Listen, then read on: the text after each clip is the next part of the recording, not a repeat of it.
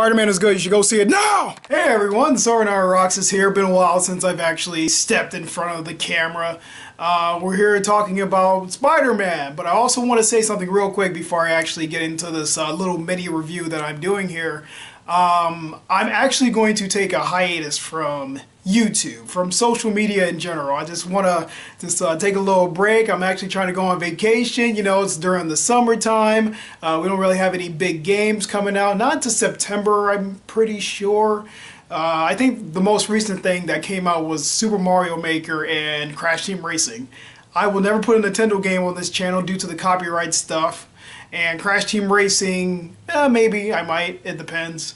But for what it is now, I know I haven't been uploading regularly, so I do apologize for that for the people that have newly subscribed to my channel who has been subscribed for a while. Instead of doing a video at least once a week, I'm probably going to be doing it every 2 weeks until video games start picking up, until we start getting some decent crap coming out. And I think the next one is Borderlands 3, and I think that's on the 21st or the 16th of September. Can't really remember, but I know it's going to be during the mid to end portion of September. So that's when the games start coming back out. But for right now, you know, I want to enjoy the summer, go to work, do what I need to do. Didn't go on vacation for a long time. Gonna take at least 3 weeks of vacation off. I really need it. And then from there, that's it. But you don't want to hear about that. No, you want to hear about the Spider-Man, or maybe you don't want to hear about Spider-Man. My reviews normally don't do all that well, but I do love movies and I do like talking about them. And of course, if you guys don't know, I love my Spider-Man, alright? My favorite Marvel hero. Love my Spider-Man, love my Spider-Man movies. So I was actually pretty excited to see this one. And you know what? It was okay. I thought it was relatively good. I would say that in terms of the last like single Spider-Man film, which you could say was Spider-Man Homecoming, I would say the first half of Far From Home I thought was goodish. Like, it was slowly starting to rise, and I was like, okay, you know, far as right now, it's an okay teen movie that has something to do with, you know, basically Spider-Man. He wants to go on a date with MJ. Well, he wants to be alone with MJ. He wants to tell her how he feels and all this stuff. And he had this whole plan of being alone with her and, you know, hanging out with her and all that while he's on vacation in Europe, because they don't just stay in Italy. They actually go to a couple of other places in Europe. Which is very nice. I wish we got to see a little bit more of Europe. We got to see a lot of Italy, though, I'll say that much. You know, Spider-Man in Europe, you know, how cool is that? And the first half, like I said, is sort of like a romance, you know, comedy, teenage comedy, and with Spider-Man put into it. And you're just like, okay, this is relatively nice. If you're not into those type of movies, I'm not really into those, you know, love type of teenage movies. I never was really big into them, so the first half of the film for me was just like, yeah, you know, relatively okay-ish, and then it started to get better. Once Nick Fury comes in, and once Quentin Beck like fully gets established, you know, Mysterio gets established, which they only use his name twice. They only say Mysterio twice. I think they do it like towards the end during the mid-credits scene, which is so amazing. Can't give away that mid-credit scene. If you haven't seen it, definitely see it. You've probably seen the leaks online. If you haven't seen the leaks online, you've probably seen the movie already. There's a great throwback to the older Spider-Man movies, and it's mostly the Sam Raimi ones that they can do a throwback to, and it's really cool. It's really cool. Yeah, so I would say that the first half for this film, I thought Spider-Man Homecoming was a little bit better in terms of I don't know what it was. I think getting across that whole teenage, you know, Spider-Boy thing a little bit better. I would say Homecoming did that better as far as the first half. I would say though that this one I thought had a better second half. Like, the movie went from okay to good to alright, this is freaking awesome. Like, by the time, you know, the movie got like halfway through, I was like, I'm really digging this.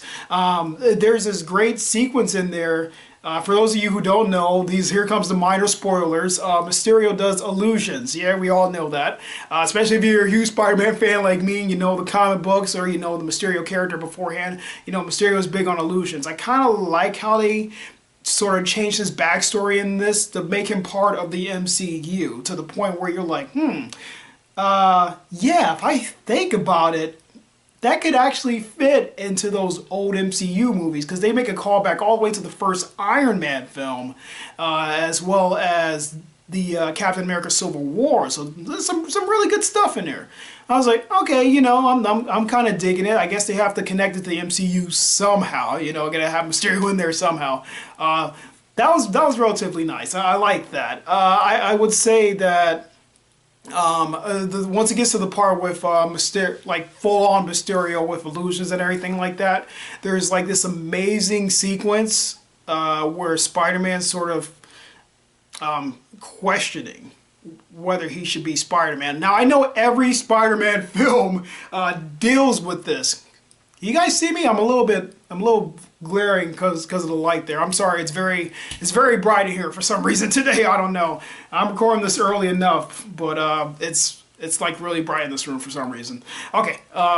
Anyway, going back to that, there's like this amazing sequence that's done in this like holographic dream state, and it's really good, and it's sort of messing with Spider-Man's mind, has him questioning, you know, what am I, you know, really here for? And do I want to have my life as Peter Parker and, you know, trying to balance Spider-Man? Because, you know, he is a kid in this.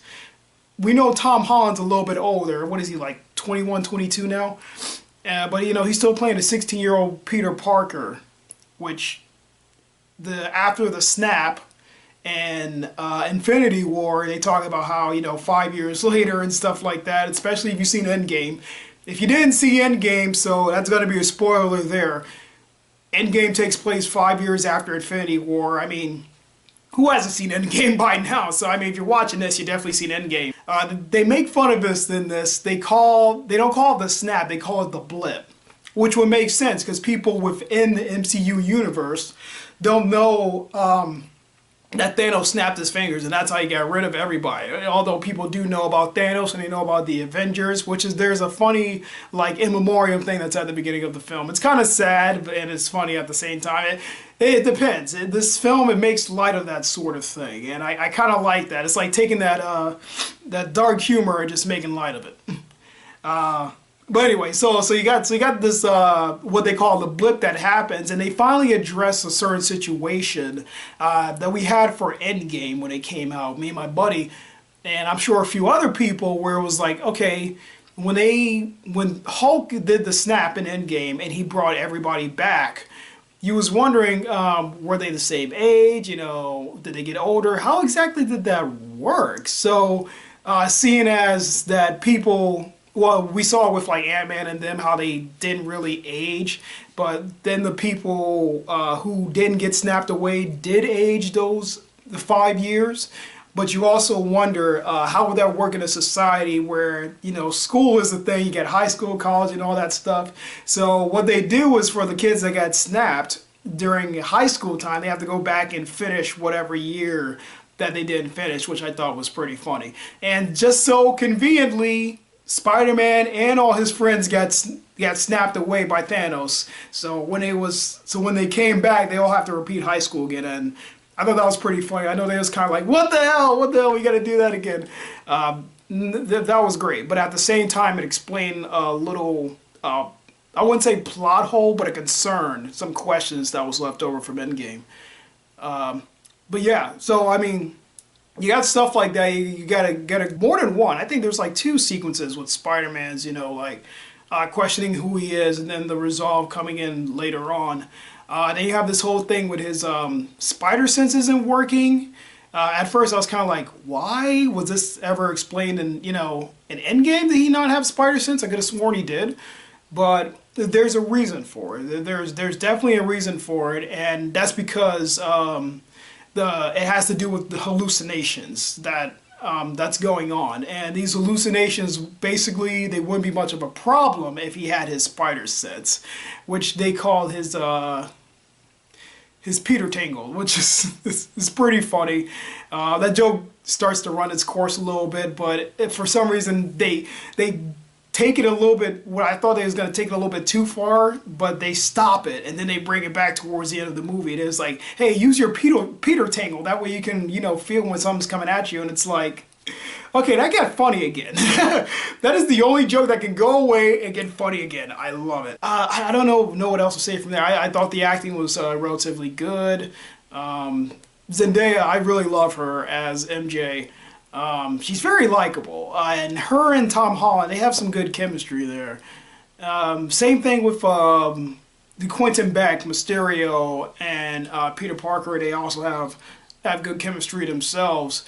And God, I wish I had somebody else here to talk about this, because there's not much in this film that I don't like, to be honest with you. Although I think it's a standard superhero film, which I also said about Captain Marvel, but I think this is a much better film than Captain Marvel. But at the same time, it's not necessarily in my top 5 favorite MCU's movies. Definitely be in my top 15. I don't even know it's going to be in my top 10, because there's a lot of MCU movies I like. Maybe one day I might have to rank them. Maybe towards the end of the year I'll probably rank all the MCU movies, which ones I think are the best. But that's just me. Maybe some people like it more, maybe some people like it a little bit less. Yes, the movie is far from perfect, but for the most part, it's relatively good, and it gets the message across that it needs to. And it ends off on a crazy good cliffhanger. Like, really good cliffhanger where you want to say, okay, I want to see where this goes. I'm ready for the next Spider-Man film, or I'm ready for the next MCU film to see exactly how Peter Parker is going to handle this. Anything else would be basically giving it away, because this is the end of, what is it, Phase 3, Phase 4? I think it's into Phase 3 for the MCU, and we're going into Phase 4. So as a conclusion to what happened after Endgame, yeah, it's not going to reach that hype of Endgame. I don't think no Marvel film after Endgame is going to reach that hype. I already said that one's my favorite Marvel film ever. Nothing's going to reach Endgame. But I don't know if they should have came out with this maybe later, or whether maybe after the Endgame hype died down, because right now you're just like, man, nothing can top Endgame. Endgame is really good. And if you have going into this movie, you had high hopes. It's not going to dash your hopes, but it's going to be like, okay, well, my hopes was up here, and my hopes was up here, and the movie lands from like here for me. So it's like, okay, I thought it was going to be, fantastic, great, the best Spider-Man film ever. No, that goes to Spider-Verse, Into the Spider-Verse. If you haven't seen that, it's on Netflix, check it out. Fantastic. I went to the movies to go see that, and I was just like, I love this. It's like watching a Saturday morning Spider-Man. And this one had like its little, relative, what I consider Spider-Man requirements to be considered a good Spider-Man film, especially being live action. It's probably one of the better or the best live action one, next to what I consider Spider-Man 2 and, of course, Homecoming. I don't know. I really enjoyed it. I would say definitely check it out if you haven't already. Most likely you did. Just don't expect a high horse like Endgame or Infinity War. It's not going to reach that level, okay? Avengers managed to balance all that stuff relatively well. Like, you can tell this is done by different people, but at the same time takes place in that universe. Alright, so guys, that's all I got. Let me check the time, see how many minutes I got. Ooh, I've been talking for about 14 minutes. Jesus, I went on for longer than what I thought. Alright guys, thank you for checking out the video. Like I said, I'm also update this in my community tab, talking about not only the Spider-Man film, but also about what's going to happen with the videos. Right now, I just want to concentrate on my writing. The summertime. It's nice and hot outside. I want to go to the beach at some point.